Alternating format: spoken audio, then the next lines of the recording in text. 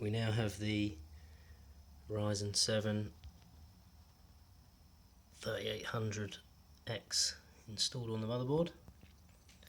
The main thing is when you're installing one of these, as with any chip, just make sure you get it right.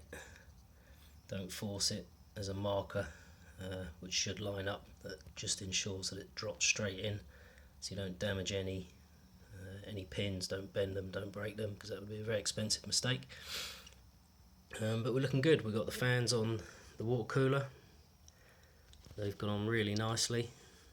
I had to make a very slight adjustment to the corner of the fan down in this section. Just took off the edge because it was just fouling on the internal cover.